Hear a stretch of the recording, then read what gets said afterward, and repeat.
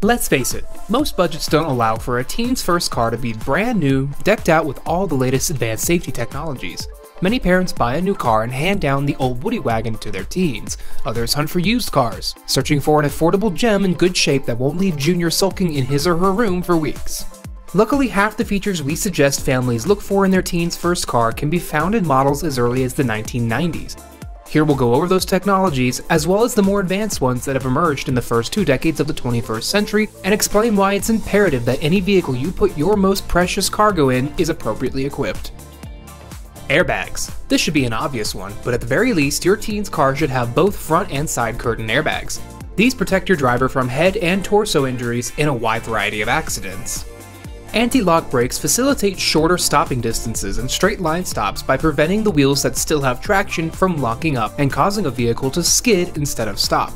These systems are quicker and more effective than the human right foot. Traction control maximizes grip when accelerating to ensure controlled straight line acceleration. It achieves this by using ABS components to apply brake pressure to the drive wheel or wheels that are experiencing a loss of grip, reducing wheel spin.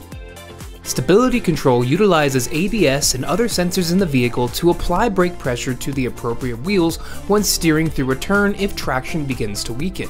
This prevents, among other things, rollover crashes.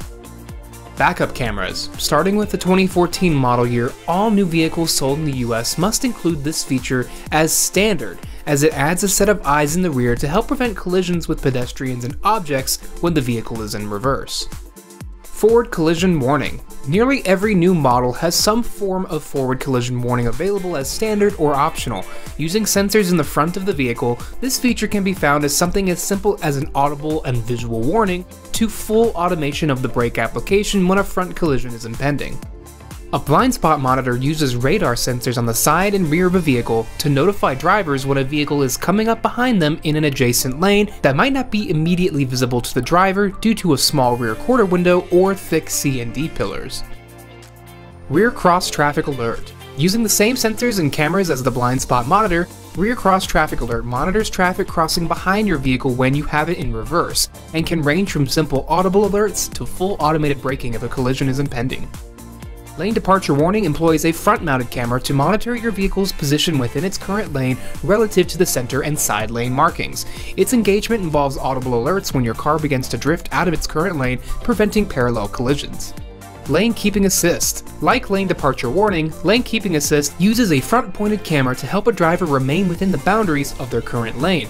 This system complements lane departure warning by actively keeping the vehicle within the current lane by utilizing ABS or the electronic steering system.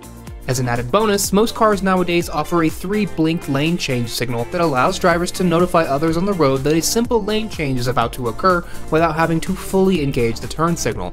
There's more to cover on these features and why they are a necessity for first-time drivers, but always remember that technological assist is never a substitute for alert and responsible driving.